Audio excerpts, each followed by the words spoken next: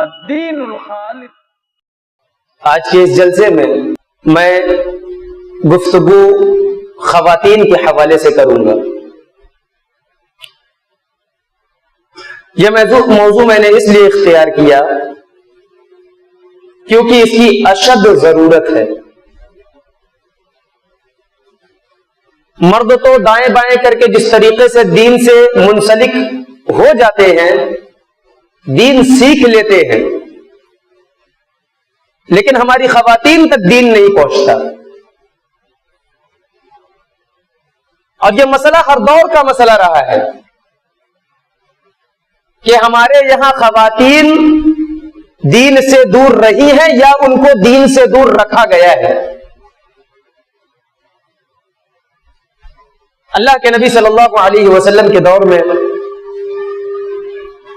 چند صحابیات کو یہ شکایت ہوئی کہ قرآن کے جو مخاطب ہیں، یعنی اللہ قرآن مجید میں زیادہ تر مخاطب مردوں کو کرتا ہے، اس کے قانون، اس کے احکام مردوں کے لیے ہوتے ہیں، متوجہ مردوں کو کیا جاتا ہے، کیا عورتوں کا کوئی حق نہیں ہے؟ عورتیں آئیں اللہ کے نبی صلی اللہ علیہ وسلم کے پاس، کہا ہے اللہ کے رسول، دین کے تمام احکامات کیا صرف مردوں کے لیے ہیں، ہم عورتوں کے لیے کچھ نہیں ہے؟ ہمارے لیے بھی کوئی دن متعین کریں کہ ہم اس میں آپ سے کچھ سیکھیں، ہمیں بھی دین کا نالج ہو، ہم بھی دین کے سلسلے میں جانیں۔ اللہ کے نبی نے ایک دن متعین کر دیا، ایک دن متعین کر دیا کہ اس دن میں آؤں گا اور تمہیں دین سکھاؤں گا۔ نبی علیہ السلام اس دن گئے اور عورتوں کو، خواتین کو دین سکھایا۔ یہ چیپٹر بڑا لمبا ہے کہ اللہ کے نبی صلی اللہ علیہ وسلم نے کس کس موقع پر خواتین کو تعلیم دی، بطور خاص ان کو مخاطب کیا۔ میرے بھائیوں، کہنے کا مقصد یہ ہے کہ جس سماج میں ہم رہتے ہیں، اس سماج میں عورت کا نیک ہونا بھی بہت اہمیت رکھتا ہے۔ کیوں؟ اس لیے کہ اگر عورت نیک ہوگی تو وہ خیر جانے گی، اسے خیر کا علم ہوگا، شوہر کے ساتھ کیا سلوک کرنا ہے وہ جانے گی، بچوں کے ساتھ کیا سلوک کرنا ہے وہ جانے گی، زندگی کے معاملات کس طریقے سے گزارنے ہیں وہ جانے گی، زندگی کے مراحل کو کس طریقے سے ترتیب دینا ہے اسے پتا ہوگا، وہ حق جانے گی۔ اسی لیے حضرت سفیان ثوری رحمہ اللہ کہتے ہیں کہ الصالحات یعلمن الخیر، کہ جو نیک عورتیں ہوتی ہیں نا وہ خیر کو جانتی ہیں، جس کا جو حق ہوتا ہے اس کے حق کو جانتی ہے۔ تو جو عورت نیک ہوگی وہ حقوق کو جانے گی۔ معاشرے میں اگر کوئی عورت نیک ہوگی تو وہ دین پر ثابت قدم رہے گی، بھٹکے گی نہیں۔ جب گناہوں کے انبار ان کے استقامت میں، ان کے ثابت قدمی میں حائل نہیں ہوں گے، ان کے پاؤں میں لغزش نہیں آئے گی۔ علامہ ابن جریر طبری رحمہ اللہ کہتے ہیں کہ الصالحات المستقیمات الدین، کہ نیک عورتیں جو ہوتی ہیں وہ دین پر استقامت رکھنے والی ہوتی ہیں، ان کا پاؤں وہی گڑا ہوتا ہے، بالکل اس سے ہٹتی نہیں ہے وہ۔ المعاملات بالخیر، ان کے تمام معاملات خیر کے معاملات ہوتے ہیں، وہ دین پر چلنے والی ہوتی ہے۔ تو جب عورت نیک ہوگی وہ ثابت قدم رہے گی، عورت نیک ہوگی تو اس کا ایک اپنا مقام اسلام نے دیا ہوا ہے، اسے ایک الگ مقام ہے اس کا۔ حضرت عبد الرحمن ابن ابزہ رحمہ اللہ کہتے ہیں کہ مثل المرأة الصالحة، نیک عورت کی مثال عند الرجل، ایک آدمی کے پاس ایسے ہے، کسی آدمی کے پاس اس کی بیوی نیک ہو، کوئی آدمی ہے اس کی بیوی نیک ہو، کہتے ہیں کہ کسی آدمی کے پاس کوئی نیک عورت ہو، اس کی مثال کمثل التاج المخوذ بالذهب، سونے کے اس تاج کی طرح ہے، علی رأس الملک، جو بادشاہ کے سر پر ہوتا ہے۔ کتنی بڑی بات ہے. بادشاہ اپنے سر پر رکھے ہوئے تاج کو بڑا محبوب رکھتا ہے. اس کا سب سے عزیز جو عطا ہوتا ہے وہ اس کا تاج ہے. اس کا تاج چھین لیا جائے تو ایسا لگتا ہے کہ اس کی گردن کاٹ دی گئی. نیک عورت بھی اپنے شوہر کے پاس ایک تاج کی طرح ہوتی ہے. تو سماج میں میرے بھائیوں عورت کا نیک ہونا بڑا ضروری ہے. نیک عورت اگر نیک ہے تو یہ مرد کی خوش نصیبی ہے. اس کا مرد بڑا خوش نصیب مرد ہے دنیا کا کہ جس کے پاس نیک عورت ہے. حضرت علی ابن طالب رضی اللہ عنہ کہتے ہیں کہ من سعادت المرء ان تكون زوجته صالحہ، کہ آدمی کے کامیابی کے لیے، اس کی خوشبختی کے لیے یہ کافی ہے کہ اس کی بیوی نیک ہو. اس کی بیوی اگر نیک ہے تو وہ دنیا کا سب سے سعادت مند آدمی ہے. وَأَوْلَادُهُ أَبْرَارًا، اور اس کے اولاد نیک ہو، دنیا کی ساری ٹینشن ختم. بتائیے کوئی ٹینشن رہ جائے گا اس کے ذمہ؟ وہ جو بھی کام کرے گا ٹینشن فری کا. بھائی ہماری اولاد نیک ہے. بڑھاپے کی لاٹھی اسے مل گئی، اس کے سر پر جو سب سے بڑا ٹینشن آج کے اس دور میں جو لوگوں کے سر پر ہے وہ اس کی بیوی کا معاملہ ہے. بھائی کیا ہے، ہماری بیوی بڑی پریشان کرتی ہے. تو کسی آدمی کے سعادت مند ہونے کے لیے اس کی نیک بیوی کا ہونا کافی ہے. لیکن میرے بھائیوں، اس ٹاپک کے اختیار کرنے کا سبب کیا ہے؟ یہ تمہیدی گفتگو. ہماری عورتیں بے لگام ہوتی جا رہی ہیں. جس طریقے سے ارتداد کے فتنے نے ہمارے سماج اور معاشرے میں اور ہمارے مسلمانوں کی کمر توڑ رکھی ہے، بیان سے باہر ہے. کیوں؟ اس لیے کہ انہیں اسلام سے کوئی واسطہ نہیں، ان کا کوئی تعلق نہیں ہے.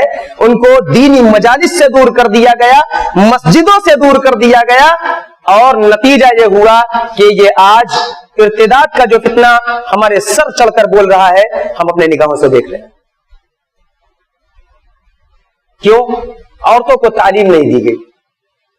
اگر میری مائیں اور بہنیں سن رہی ہیں تو ذرا بتائیں کہ اسلام میں انہیں کون سی کمی دکھائی دی اور دیگر مذاہب میں انہیں کون سی خوبی دکھائی دی کہ اسلام کو چھوڑ کر وہ دیگر مذاہب کی طرف مائل ہو رہی ہیں.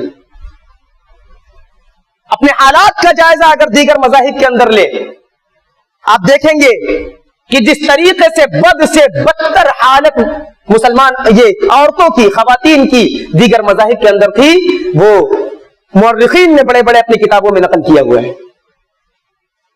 آپ دیکھیں روم کے اندر ایک وقت ایسا تھا کہ ایک مختلف مسئلہ بن چکا تھا کہ عورت کے اندر روح ہے بھی کہ نہیں ہے. جیسے چاہو استعمال کرو، چھیڑ دو، پریشان کر دو. اگر وہ شکایت کر دے بھئی عورت ہی تو ہے تو، تیری کیا حیثیت ہے، تیری کیا اوقات ہے، تو اسی لائق ہے. روح ہے بھی کہ نہیں ان کے اندر، یہ بڑا مختلف بھی مسئلہ تھا. ہندو مت آیا، یہ بدھ مت آیا. بدھ مت کے اندر ایک مشہور مورخ جو بودھسٹ تھا، اولڈ برگ اس کا نام، اپنی کتاب میں لکھتا ہے دا بدھا، اس کی ایک کتاب ہے، اس کے صفحہ نمبر 149 کے اندر لکھتا ہے کہ پانی کے اندر مچھلی کی ناقابل فہم عادتوں کی طرح عورت کی بھی خصلت ہوتی ہے. پانی کے اندر مچھلی آپ جانتے ہیں کیسے رہتی ہے؟ نہیں. وہ کہنا یہ چاہتا ہے کہ جس طریقے سے پانی میں مچھلی کی عادت کو نہیں سمجھا جا سکتا، ٹھیک اسی طریقے سے عورتوں کو بھی نہیں سمجھا جا سکتا. وہ بڑی چال باز ہوتی ہے، وہ بڑی مکار ہوتی ہے، ان کے پاس چوروں کی طرح شعبدے بازیاں ہوتی ہے اور متعدد حربے ہوتے ہیں. بدھ مت تو تم کو کہتا ہے کہ تم چوروں کی طرح ہو، تمہارے پاس شعبدے بازیاں ہیں، مکار ہو تم. مزید وہ لکھتا ہے کہ اس کے پاس سچ کا کوئی گزر ہی نہیں ہے، یعنی عورت ہے تو وہ جھوٹی ہے 100%. بڑا مشہور مورخ ہے اولڈ برگ، جا کر آپ سرچ کریں. بدھ مت آیا اور اس کے بعد جب ہندو مت کی بات، آج ہماری عورتیں جن کی طرف مائل ہیں، ارتداد کا فتنہ جو آج ہمارے درمیان موجود ہے، زیادہ تر عورتیں اس وقت ہندوؤں کے آغوش میں جا کر پل رہی ہیں. ہندوؤں نے تمہیں کیا دیا؟ کیا عزت تھی تمہاری, کیا وقار تھا تمہارا ہندوؤں کے یہاں.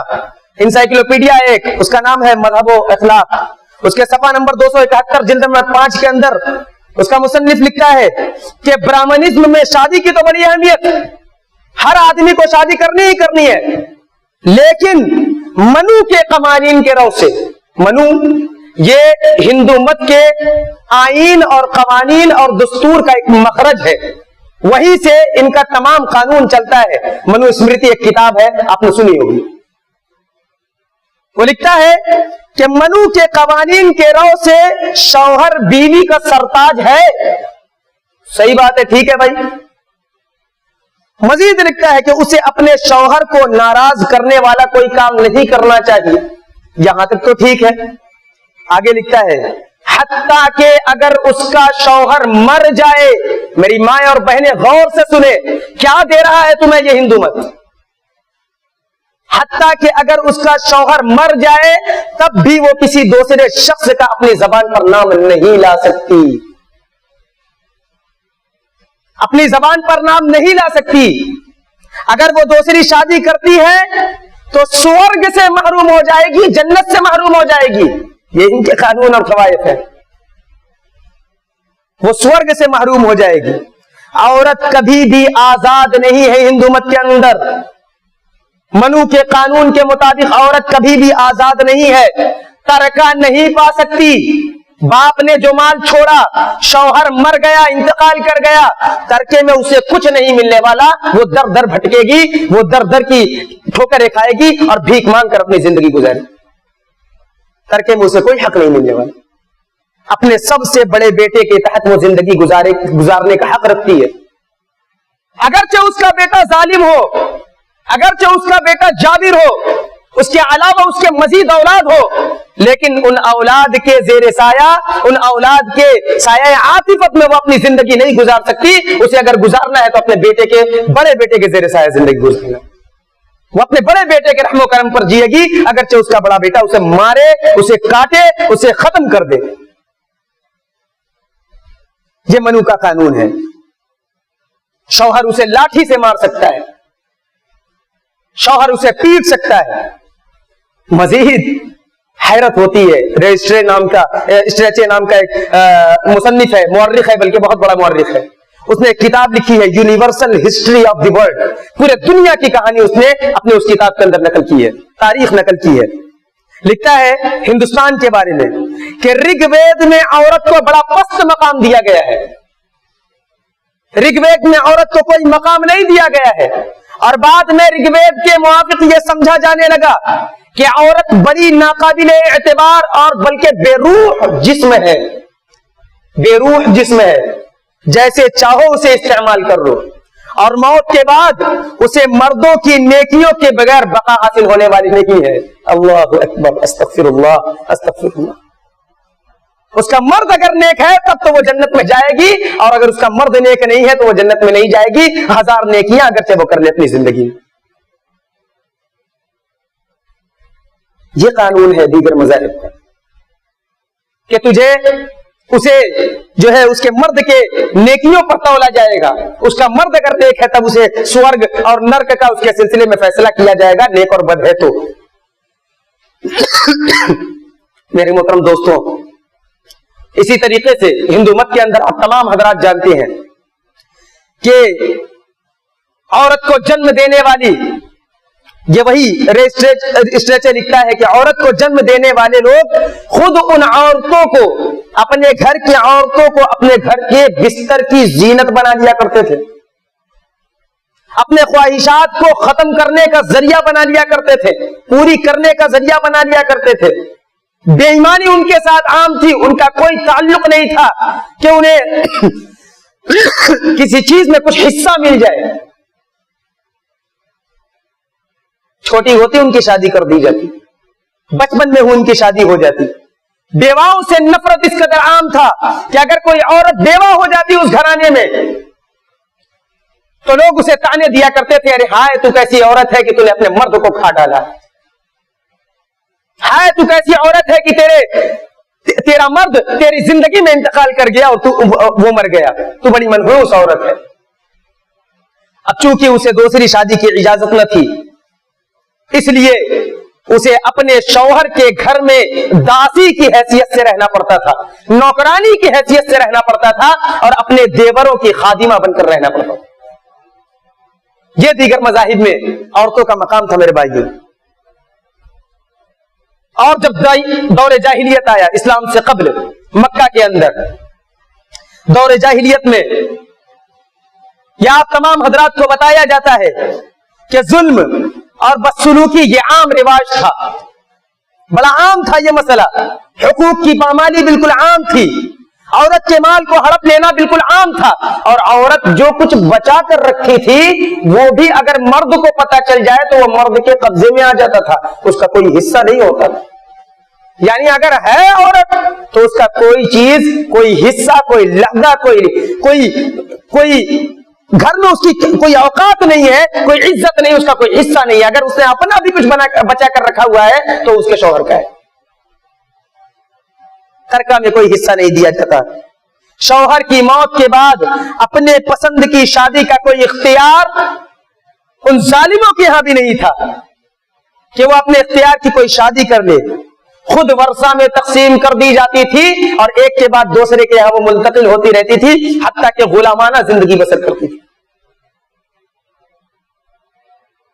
یہ حالت تھی عورتوں کی، اور یہاں تک مورخین نے لکھا ہوا ہے کہ جب کھانے کی ایک چیز گھر میں لا دی جاتی، بھئی یہ کھانا آج آ گیا شام میں، آج ہمارے یہاں عام ہے نا کہ اگر ہم 1 کلو مرغا گھر میں لے کر آئے تو سارے لوگ کھاتے ہیں، لیکن ان کے یہاں ایک رواج عام تھا کہ کوئی اچھی چیز اگر کھانے کی ہے تو عورت اس چیز کو نہیں کھائے گی، صرف مرد کا حصہ ہے، مرد ہی کھائے گا اور مرد ہی اس سے استفادہ کرے گا۔ اللہ تبارک و تعالی نے اس کا نقشہ کھینچا، تو عورتوں کا کوئی مقام اور کوئی لہجہ، کوئی حصہ نہیں تھا۔ کھانے پینے کی اگر کوئی چیز گھر میں آ جاتی تو اس میں جو اچھی چیزیں ہوتی تھی اس کے سلسلے میں جاہلی دستور یہ تھا کہ عورتوں سے یہ کہا جاتا تھا کہ دیکھو یہ چیز تم کو نہیں کھانا ہے۔ اللہ تبارک و تعالی نے ارشاد فرمایا، ان جاہلوں کے سلسلے میں نقشہ کھینچا، قد خسر الذین قتلوا اولادهم سفہا بغیر علم، کہ ناکام خائب و خاسر ہو گئے وہ لوگ جنہوں نے اپنے اولاد کو، اپنے بچوں کو ناحق قتل کیا، بغیر علم کے قتل کیا۔ وحرموا ما رزقهم اللہ، اور اللہ تبارک و تعالی نے جو رزق ان کو دیا تھا اس رزق کو انہوں نے حرام قرار دیا۔ بھئی یہ میرا حصہ، یہ تیرا حصہ، اس حصوں کو کس نے بانٹا؟ اللہ کہتا ہے افتراء علی اللہ، اللہ پر وہ جھوٹ باندھا کرتے تھے، کہتے تھے اپنی بیویوں سے دیکھ اللہ نے یہ کہا ہے کہ تو اچھا نہیں کھائے گی، اچھا نہیں پہنے گی، اچھے طریقے سے تیرے رہنے کا کوئی حق نہیں ہے، جھوٹ باندھا انہوں نے اللہ۔ افتراء علی اللہ قد غلوا وما كانوا مهتدین، گمراہ ہو گئے یہ لوگ، وما كانوا مهتدین، فلاح پانے والے نہیں ہیں۔ تو یہ جاہلی دستور تھا کہ اگر اچھا کھانا ہے تو وہ تیرا حصہ نہیں ہے، اچھا کپڑا ہے تو وہ تیرا حصہ نہیں ہے، بلکہ وہ فقط مرد کا حصہ ہے۔ نفرت کی بنا پر زندہ درگور کر دی جاتی تھی چھوٹی چھوٹی بچیاں، اور لا تعداد قصے احادیث میں آپ پڑھیں گے کہ اللہ کے نبی کے سامنے آ کر صحابہ کرام اعتراف کرتے تھے، اے اللہ کے نبی ہم نے اپنی ننھی منی بچیوں کو اپنے ہاتھوں سے زندہ درگور کر دیا، ہمارا کیا بنے گا؟ عار کی بنا پر اب تو ناک کٹ جائے گی، بھائی ہمارے گھر میں بیٹی پیدا ہو گئی، ہم کسی کو اپنا داماد بنائیں گے، ناک کٹنے والی باتیں۔ اللہ کی قسم، غرض یہ کہ عورت بالکل حقیر تھی۔ دیگر مذاہب کے اندر، ہندو مت کے اندر تو عورت اپنے مرد کے انتقال کے بعد ستی ہو جاتی تھی۔ ستی ایک پرتھا تھی، ایک رسم تھی کہ اگر کسی عورت کا شوہر انتقال کر جاتا تو اسے بھی اس کے ساتھ چتا پر زندہ جلنا پڑتا تھا۔ یہ رسم عام ہو چکی تھی ہندوستان کے اندر۔ تو یہ عورت کا مقام غیر مذاہب کے اندر تھا، لیکن میرے بھائیوں پھر اسلام آیا۔ اسلام نے عورتوں کو کیا مقام دیا؟ میری ماں اور بہنیں مخاطب ہے کہ اسلام نے دیکھو تمہیں کیا مقام دیا۔ اللہ تبارک و تعالی نے ارشاد فرمایا من عمل صالحا من ذکر او انثى،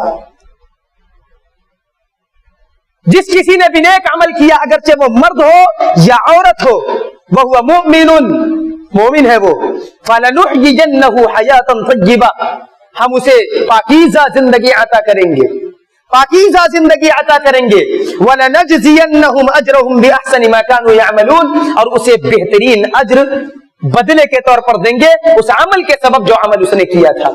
میرے بھائیوں، اسلام کا تحفہ عورتوں کو کیا ملا؟ سب سے پہلا تحفہ جو اسلام نے آپ کو دیا میری ماں اور بہنوں، آپ کو زندہ رہنے کا حق دیا۔ آپ زندہ رہنے کے قابل نہیں تھی دیگر مذاہب کے اندر، لیکن اسلام نے آپ کو زندہ رہنے کا حق دیا۔ ان لوگوں کا ہاتھ پکڑ لیا جو لوگ آپ کو زندہ درگور کر دیا کرتے تھے، چھوٹی بچیاں ہوا کرتی تھی، اب آپ کو زندہ درگور کر دیا جاتا۔ اب آؤ اللہ تبارک و تعالیٰ کے قانون کے زیر سایہ، کل قیامت کے دن اسلام کے بعد جس نے اپنی بچی کو زندہ درگور کیا، جس نے اپنے بیوی کو اوپر ہاتھ اٹھایا، اس سے سوال کیا جائے گا۔ اللہ قرآن میں کہتا ہے وَإِذَا الْمَوْءُودَةُ سُئِلَتْ بِأَيِّ ذَنبٍ قُتِلَتْ، کہ زندہ درگور کی گئی بچیوں کو اٹھا کر سوال کیا جائے گا، بتا تیرا کیا جرم تھا، کس جرم کی بنا پر تیرے باپ نے تجھے زندہ درگور کیا، اور کس جرم کی بنا پر تیرے باپ نے تجھے مارا اور تجھے منو مٹی میں گاڑ دیا، کیا جرم تھا تیرا؟ آؤ اور اب عورتوں کو ہاتھ لگا کر دیکھو، حق دیا اسلام نے میری ماں اور بہنوں تمہیں۔ اللہ کے نبی صلی اللہ علیہ وسلم ارشاد فرماتے ہیں من کانت لہو انسا فلم یعدھا ولم یہنھا، جس کسی کی کوئی لڑکی ہو گئی، جس کے ہاں پیدائش لڑکی کی ہوئی اور اس نے اس لڑکی کو دفن نہیں کیا، ولم یہنھا، اس کی توہین نہیں کی، اس کی اہانت نہیں کی، ولم یؤثر ولدہ علیہا یعنی الذکور، اور اس پر اپنے لڑکے کو ترجیح نہیں دیا، کیا کہا؟ اپنے لڑکے کو اس پر ترجیح نہیں دیا۔ کان کھول کر سن لے، یہاں کا دستور ہمارے یہاں سے ختم ہو چکا ہے، ہم اپنی بچیوں کو زندہ درگور نہیں کرتے ہیں، لیکن اہانت آج بھی ہمارے درمیان موجود ہے۔ ہم اپنے بچوں کو اپنی بچیوں پر ترجیح دیتے ہیں، جو دستور جاہلی دستور آج بھی ہمارے اندر قائم اور دائم ہے۔ اللہ کے نبی کہتے ہیں کہ اگر یہ دستور اس شخص کے اندر نہ رہا تو اس کا صلہ کیا ہے؟ ادخلہ اللہ الجنہ، اللہ تبارک و تعالیٰ اسے جنت میں داخل کرے گا۔ میرے ماں اور بہنوں، اسلام نے تمہیں یہ درجہ دیا، یہ مرتبہ دیا کہ تیرا باپ اگر تیری پرورش اچھے سے کر لے جائے تو تجھے جو ہے اس باپ کو تیری پرورش کے سبب جنت میں داخلہ جو ہے اس کا حق ہو جائے گا۔ میری ماں اور بہنوں، اسی طریقے سے اگر تیرے اوپر کوئی ہاتھ اٹھاتا ہے،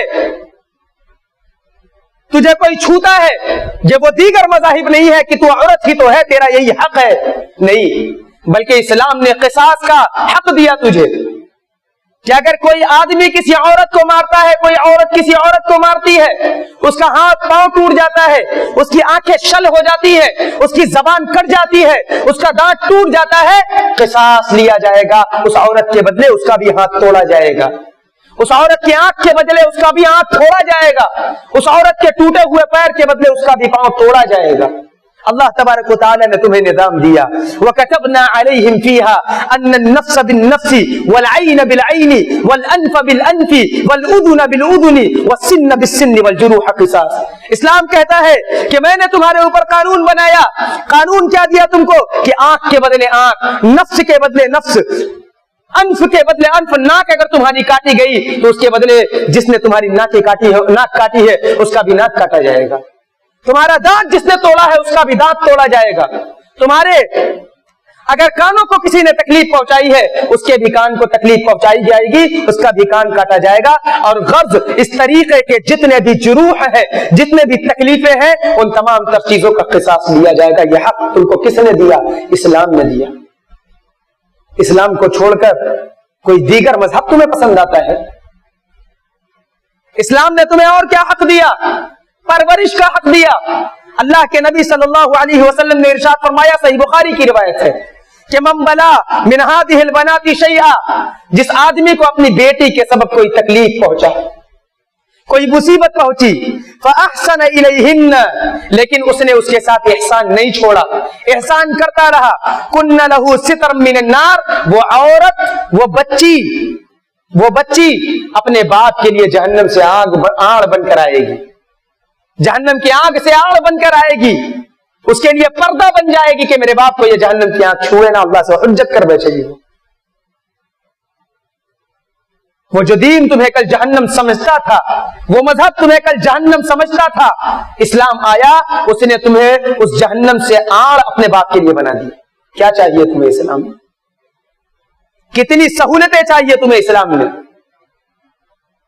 اللہ کے نبی صلی اللہ علیہ وسلم نے ارشاد فرمایا کہ من عال جاریتین حتی تبلغا، جس کسی کی دو بیٹیاں ہیں، اگر اس نے اچھے طریقے سے پرورش کی، جاء یوم القیامت انا وہو، قیامت کے دن وہ اور میں دونوں آئیں گے، اور اللہ کے نبی نے اشارہ کیا کس طریقے سے ہوں گے ہم، وضم اصابعہ، راوی کہتے ہیں کہ اللہ کے نبی نے اپنے دونوں انگلیوں کو اس طریقے سے ملا دیا، اللہ کے نبی نے اپنے دونوں انگلیوں کو اس طریقے سے ملا دیا، شہادت کی انگلی اور وسطی انگلی یعنی درمیانی انگلی کو اللہ کے نبی صلی اللہ علیہ وسلم نے اس طریقے سے ملا دیا۔ میری ماں اور بہنوں، نبی علیہ السلام کہتے ہیں کہ اگر تیرے باپ نے تیری پرورش سے اچھے طریقے سے کی، اچھے ڈھنگ سے کیا، تو کل قیامت کے دن تیرا باپ میرا رفیق ہوگا، میرا ساتھی ہوگا، میرے ساتھ ہوگا۔ کیا چاہیے تم کو؟ کتنا اعزاز چاہیے تم کو اسلام میں، کتنی عزت چاہیے کہ تم اپنے اسلام کو چھوڑ کر دیگر مذاہب کی طرف مائل ہو گئی۔ حضرات گرامی، اسلام نے عورتوں کو نکاح کا حق دیا کہ اگر تمہارا شوہر انتقال کر جاتا ہے، دیگر مذاہب کے اندر تمہیں یہ حق نہیں تھا کہ تم کسی دوسرے مرد کے ساتھ شادی کر لو، اور آج بھی یہ قانون اور دستور دیگر مذاہب کے اندر عام ہے۔ میرے بھائیوں، یہ الگ بات ہے کہ لوگوں نے اپنے دستور کو توڑ کر نیا دستور بنا لیا ہے، لیکن ان کی کتابیں تو یہی کہتی ہیں، ان کی کتابیں جن سے وہ اخراج کرتے ہیں اپنے مسائل کا، وہ تو یہی کہتے ہیں کہ تجھے شادی کا کوئی حق نہیں ہے۔ لیکن اسلام کا قانون دیکھ، تجھے اسلام نے یہ حق دیا کہ تو اگر تیرا شوہر انتقال کر جاتا ہے تو دوسری شادی کر سکتی ہے۔ اسلام تجھے یہ اجازت دیتا ہے کہ اگر تو بیوہ ہو جائے اور تیرا دوسرا نکاح کیا جائے تو تجھے یہ حق ہے کہ تو اپنے مرضی کے مطابق اس شادی کو کر سکتی ہے اور اس کا انکار بھی کر سکتی ہے۔ اللہ کے نبی صلی اللہ علیہ وسلم نے ارشاد فرمایا، صحیح بخاری کی روایت ہے، لا تنکح الایّم حتی تستأمر، کہ ایّم کہتے ہیں ایسی عورت کو جو شوہر دیدہ رہی ہو۔ شوہر دیدہ یعنی اس کے شوہر نے یا تو اس کو طلاق دے دیا ہو یا اس کا شوہر انتقال کر گیا ہو۔ ایّم ایسے عورت کو کہتے ہیں کہ ایّم کی اگر نکاح کیا جائے گا تو اس کا نکاح نہیں کیا جائے گا مگر اس کی اجازت سے، اس کی رضامندی سے۔ اسے پوچھا جائے گا، بھائی تیرا نکاح میں کرنے جا رہا ہوں، تم وہ فلاں لڑکے سے کرنے، تجھے پسند ہے وہ لڑکا؟ اگر وہ اجازت دیتی ہے تب تو وہ نکاح ہوگا، ورنہ نہیں۔ اتنا حق تجھے اسلام نے دے دیا، اسلام نے تجھے یہ حق دیا کہ وَلَا تُنْكَحُ الْبِكْرُ حَتَّى تُسْتَأْذَنَ، اگر تو باکرہ ہے، باکرہ ایسی لڑکی کو کہتے ہیں جو شوہر دیدہ نہ رہی ہو، یعنی ابھی اس کا کوئی نکاح نہ ہوا ہو، اس کا کوئی شوہر نہ ثابت رہا ہو، کوئی شوہر نہ گزرا ہو، باکرہ ہے تو، تب بھی تجھ سے اجازت لیا جائے گا، تیرا ولی تجھ سے اجازت لے گا کہ میں تیرا نکاح کر رہا ہوں، تو اجازت دیتی ہے یا نہیں دیتی ہے؟ تو اتنا حق اسلام نے تجھے دیا، یہ نہیں کیا تو چھوٹی بچی ہے اور تیرا نکاح کر دیا گیا۔ اسلام سے اور تجھے کیا چاہیے؟ اور میں یہ چیلنج کر کے کہتا ہوں، دنیا کے دیگر مذاہب کے اندر آپ تلاش کر دیکھ لیں، اسلام نے عورتوں کو حق مہر دیا، مہر کا حق دیا۔ یہ نہیں ہے کہ عورتوں کو جا کر ان کے گھر سے اٹھا کر لایا جائے اور ان کے لانے کے عوض ان کے گھر سے جہیز وغیرہ بھی لے کر آیا جائے۔ کون سا مذہب تمہیں مہر کا حق دیتا ہے؟ کوئی ایک مذہب گنا دو اسلام کے علاوہ جو تمہیں حق کے مہر دیتا ہو، شوہر کی جانب سے تمہیں مہر عطا کیا جاتا ہو۔ کوئی ایک مذہب نہیں ہے۔ اسلام نے تمہیں مہر کا حق دیا۔ اللہ تبارک و تعالی نے سورۃ النساء کے اندر ارشاد فرمایا وآتوا النساء صدقاتهن نحلا، مردوں دیکھو اپنے عورتوں کو خوش دلی کے ساتھ ان کا مہر دے دیا کرو.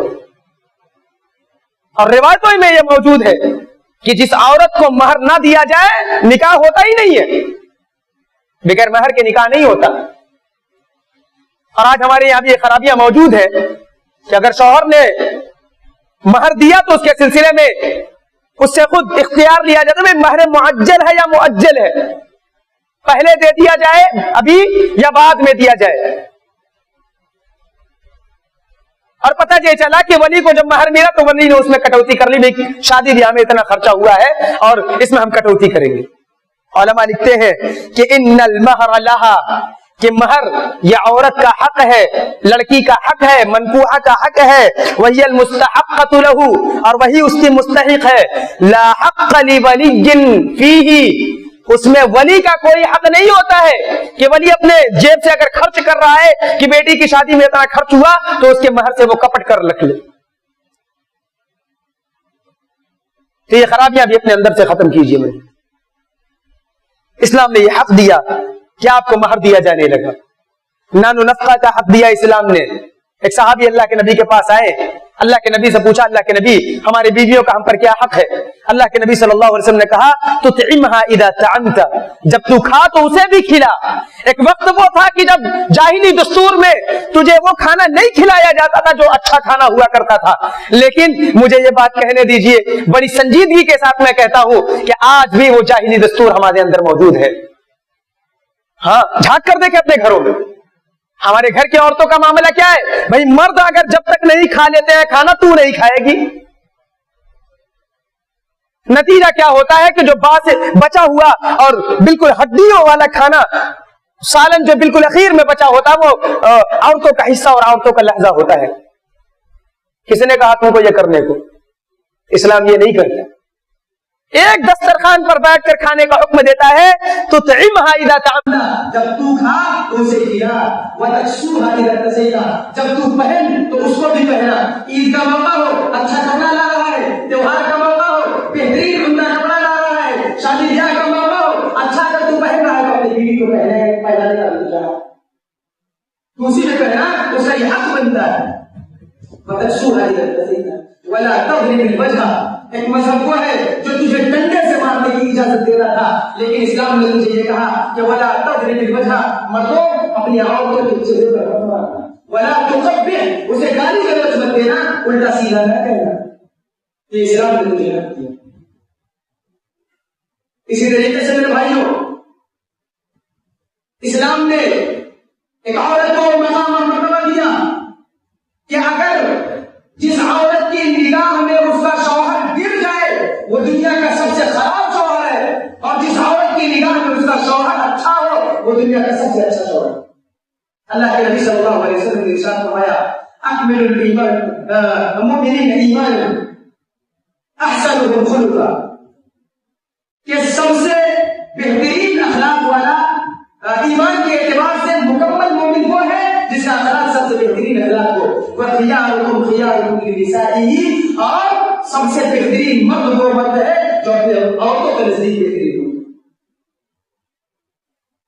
تجھے ترازو بنا دیا اسلام نے کہ اگر تیری نگاہ میں تیرا شوہر اچھا نہیں ہے دین کی اعتبار سے تو وہ دنیا کا سب سے بدترین شوہر ہے، اور تیری نگاہ میں اگر تیرا شوہر اچھا ہے تو وہ دنیا کا سب سے بہترین شوہر. کیا چاہیے تجھے اسلام سے؟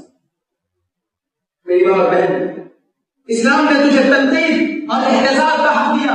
کل تیری زبانیں کھولنے کے لیے منع کی جاتی تھی تجھے کہ تو زبان کھولنے کا حق نہیں رکھتی، تو عورت ذات ہے، لیکن اسلام نے تجھے حق دیا. اسلام کہتا ہے والمؤمنون والمؤمنات بعضهم اولیاء بعض، مومنین اور مومنات آپس میں ایک دوسرے کے اولیاء ہیں، آپس میں ایک دوسرے کے دوست کی طرح ہیں.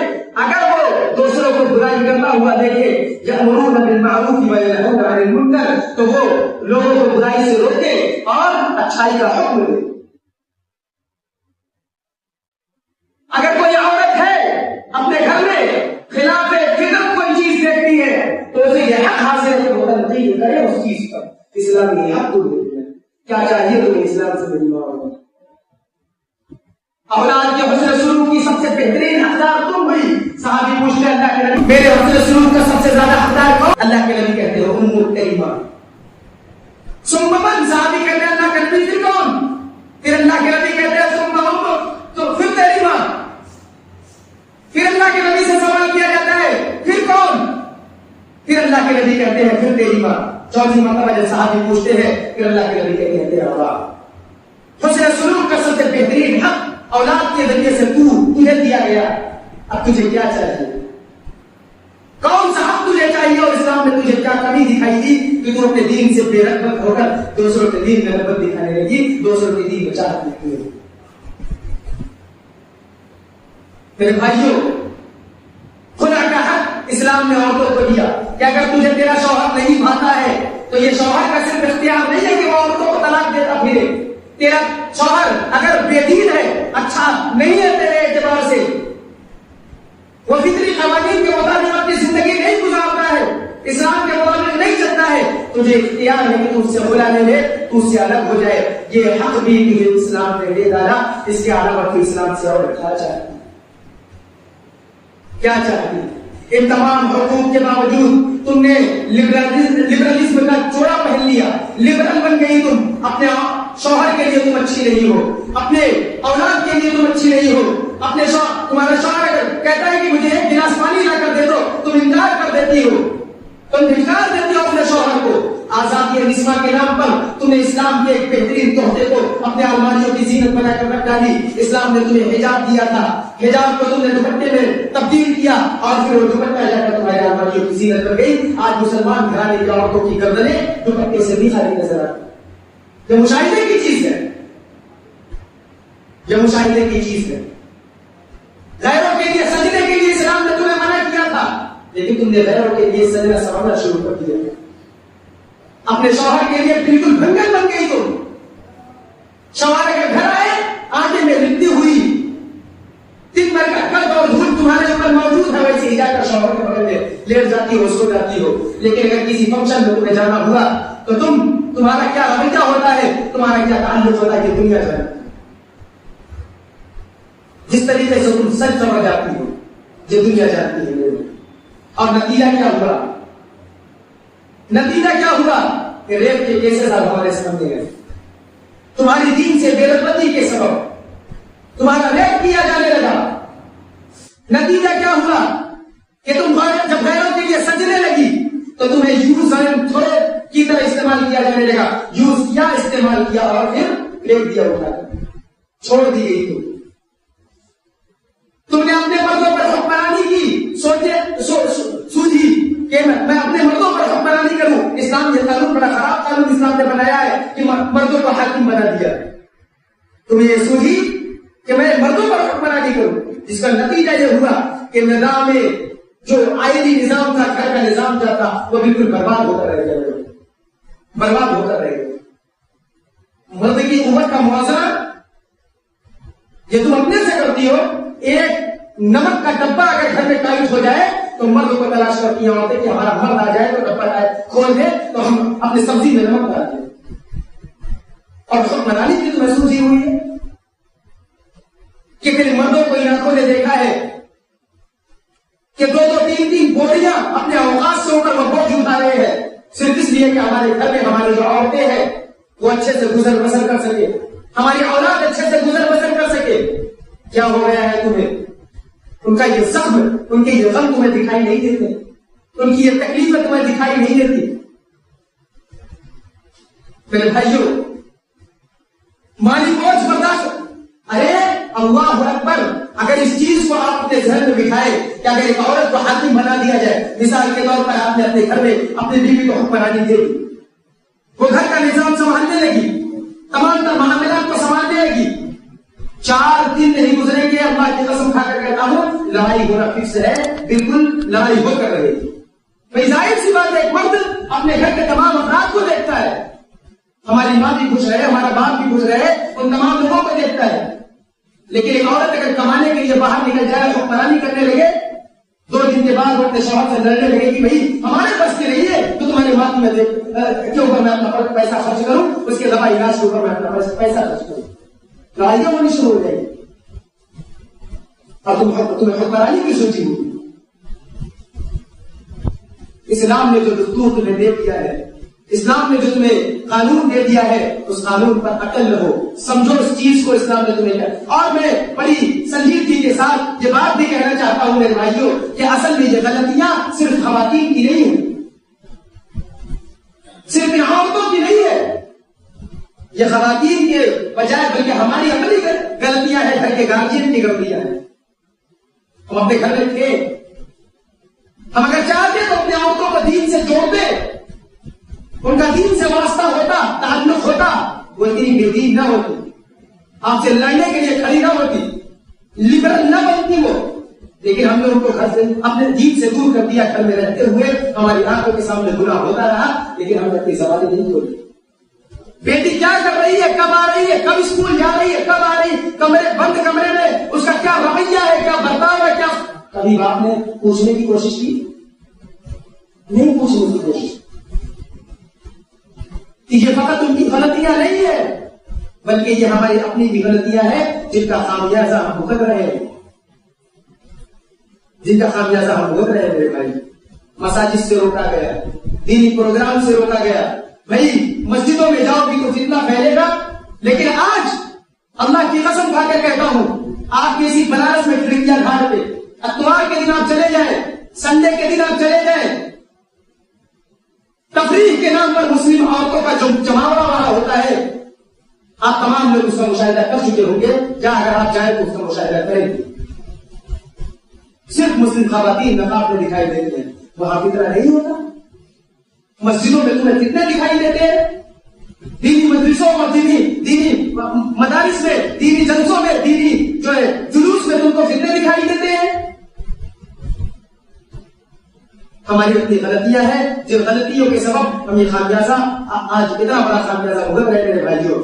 اللہ تبارک و تعالیٰ نے عورتوں کو یہ حکم دیا ہے. بہنوں، آخری جو حد راشد کہہ کے میں اپنی بات ختم کرتا ہوں، اسلام نے تم کو حکم دیا وَقَرْنَ فِي بُيُوتِكُنَّ، اپنے گھروں میں ٹھہری رہو، وَلَا تَبَرَّجْنَ تَبَرُّجَ الْجَاهِلِيَّةِ الْأُولَىٰ، اور جاہلیت کی پکار مت پکارو، اس لیے کہ اسلام نے تمہیں وہ تمام حقوق دے دیے ہیں جو حق تمہیں ملنا چاہیے تھا، جو حق تمہیں دینا چاہیے تھا، اسلام نے وہ تمہیں دے دیا ہے.